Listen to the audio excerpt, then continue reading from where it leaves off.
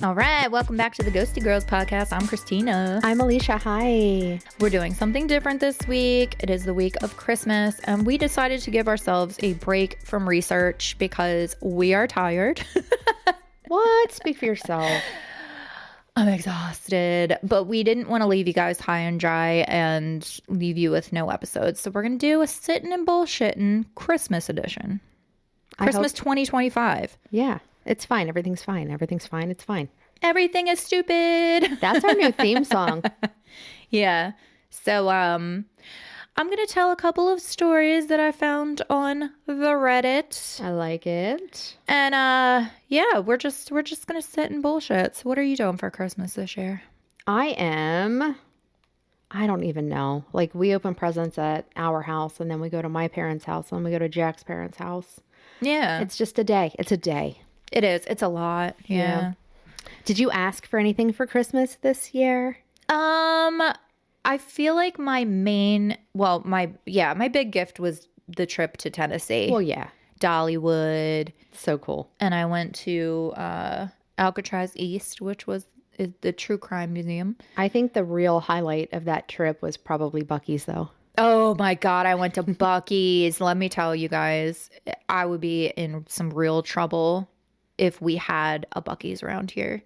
It is magical.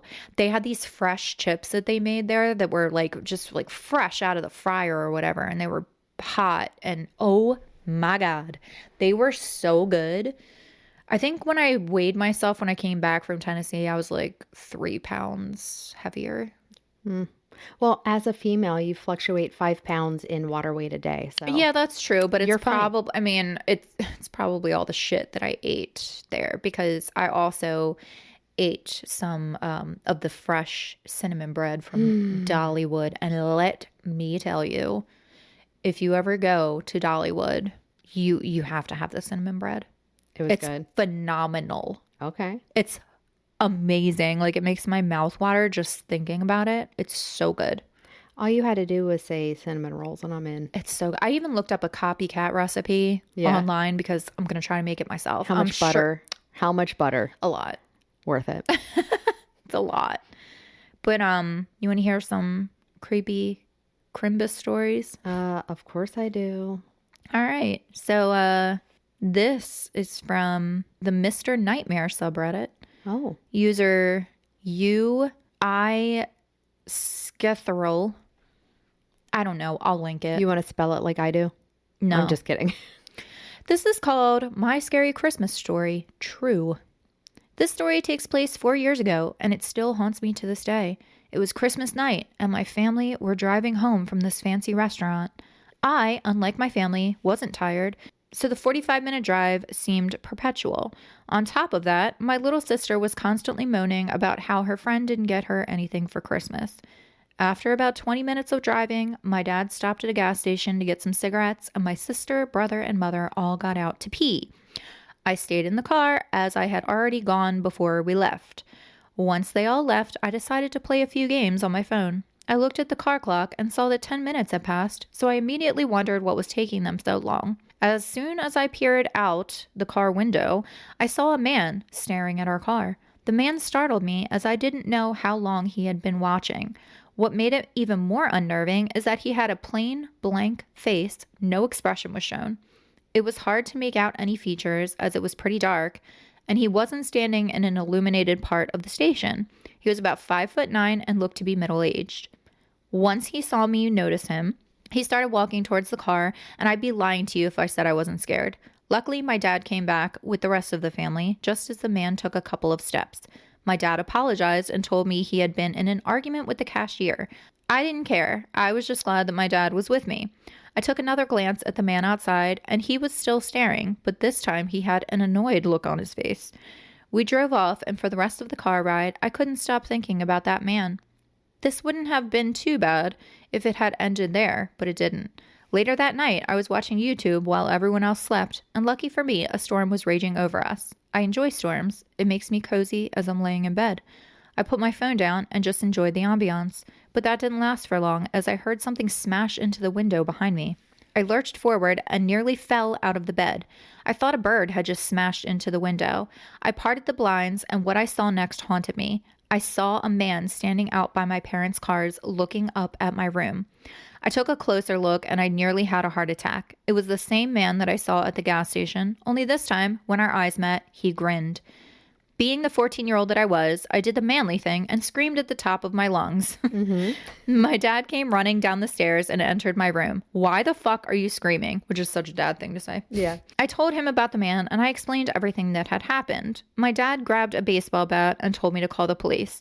After 10 minutes, the police turned up at our house and found the man in our shed. He got arrested, and that was the last time I saw him. The next day, my dad inspected the house, and we found the handle of our back door had been damaged, but not completely broken. This gives me an eerie feeling, as if he had actually managed to get in, he could have harmed us or possibly killed us.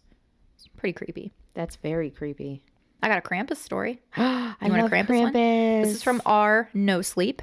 Okay. User RHA3GAR. Gar. Gar. Each year on December 5th, a person in my hometown is brutally murdered. Oh. The police are at a loss. With each victim, a poetic story is left behind. Below are the stories from the past 3 years. Friedrich loved to smile, for he was always glad. Happy, warm, and gentle, never ever sad. But Friedrich had a secret, one he only knew. This man loved to strangle children. He turned them cold and blue. The townsfolk never found him, for he was very smart. Friedrich took their corpses and pulled them all apart. It couldn't be young Friedrich, everyone would say. He's a man of God. We always see him pray. The cold night came, and Friedrich rested his head. But soon he heard a scratching underneath his bed. Friedrich trembled as he looked, oil lamp in hand. On his bedroom floor, the demon had a plan. Away with you, beast. The night is dark and long. You have no business here, for I have done no wrong. Krampus only laughed as he shook his rusty chain. He hung Friedrich by the neck until he writhed in pain. The links constricted, digging into skin. Friedrich then cried out, paying for his sin. He begged and pleaded until his final breath. Krampus hung him out to dry, and all the townsfolk began to cry, but not the children, for now their souls were free, and under Friedrich's body the phantoms danced with glee. Krampus is a hero. Yeah, right? I'm telling you, he's not that bad. Oh, no. Here's story 2. Greta loved herself more than she could bear. She never had enough and could never ever share. What was never more, it was only need. Her envy grew and grew, and with it came her greed. Greta needed more, but money wasn't flush, so she stole from her family. It gave her quite the rush. It is not enough to herself, she would say. I must have it all. There is no other way. Into her grandparents' house, Greta crept inside. They had many treasures, jewelry, and gemstones pied. But when she looked around, wealth she did not find, only ancient Krampus with something on his mind. Greta shrieked and trembled, staring at his claws. She knew there would be no mercy from this evil Santa Claus. You shall have the riches, Krampus said with a grin, and he gave them to her after peeling off her skin. Okay. I love this. He's still a hero. I know, right?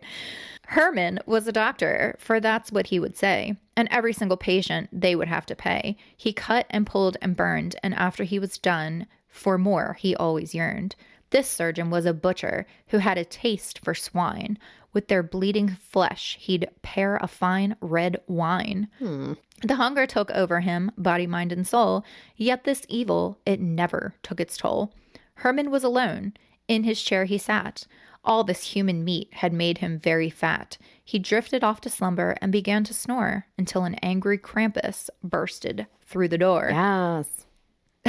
Herman could not move. He wet himself in fright. Krampus licked his lips and let out a squeal of delight. First, he gouged out his eyes, and Herman could not see.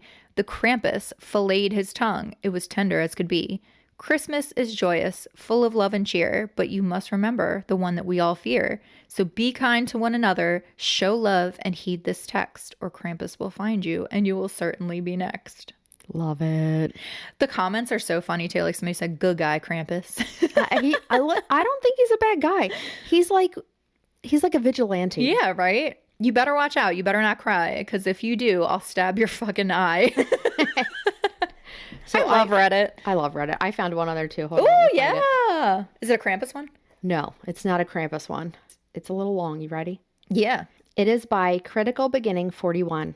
Okay. I've once had a guy dressed as Santa chase me with a bloody axe. The end. That's the end. But somebody, that really is, like, it's his story. That was his story, the end. But somebody posted on it, and this is what got me. This is Cypher Lou 86. That was a silent and deadly night. Glad you survived. It was cute. I do have a story I can read. It's called A Christmas Story. It's not a true story. Okay. 'Twas the night before Christmas, and all through the house, not a creature was stirring, not even a mouse. 2 kids were nestled, all snug in their beds, not knowing what horrors would be driven through their heads. The clock struck 2. A thump was heard on the roof or upstairs. Johnny awoke to the noise. He stared for a minute, delight in his eyes, and then he says, "Luna, wake up. What do you want?"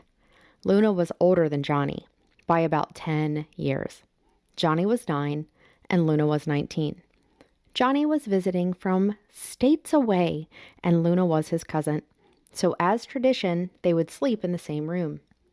"I heard something. Maybe it was Santa," Johnny exclaims.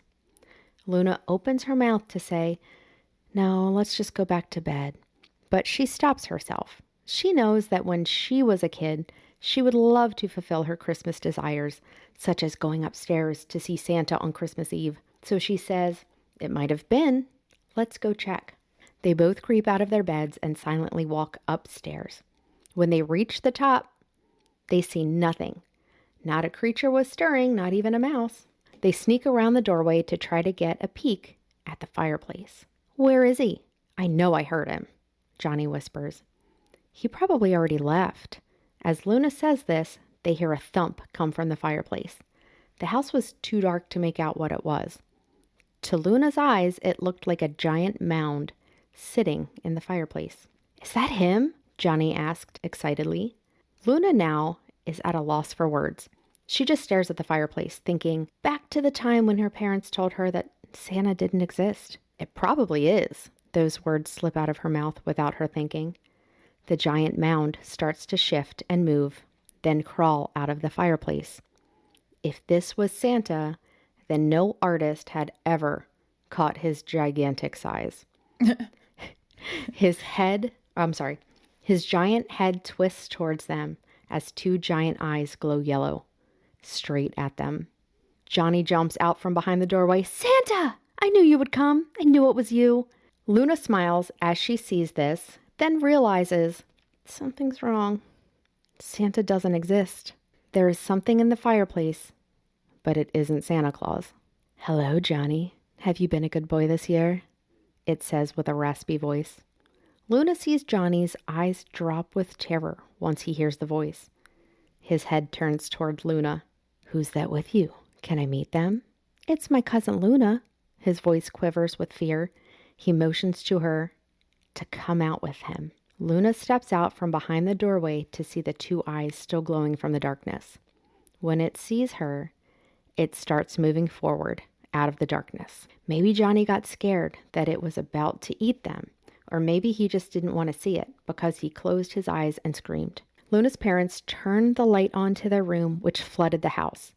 As the light turned on, it crawled back up the chimney and out. Johnny opened his eyes and started crying, but Luna had no reaction. She just stared, and she kept staring for the rest of her life. Before the light flooded the house, she saw what it looked like. It looked like something that could never be explained by any human being. Something that would remove your mind from your body. Oh, The that's end. creepy. Yeah. Well, on that note, we would like to wish you a Merry Crimbus, Happy Holidays, whatever you celebrate. Mary Chrysler. Yeah. Happy Christmas. Mahana Kwanzaa. Yeah, take some time out for yourself because the holidays are stressful, especially if you have kids. Yes. They're very stressful. Even if you have fur babies. Make sure you get them a good gift. Yes. Or don't. We love you. Yeah. Make sure that you tune in next week. We are definitely starting the 3-parter, 4-parter, whatever episode. We'll explain why that one got put on the back burner in that episode. Christina messed it up. Yeah. No, I'm just kidding. Yeah. But yeah, we thank you guys for listening. Hope you have a great holiday season, and we will see you next Tuesday. Please don't be one. Yep. Merry bye. Christmas.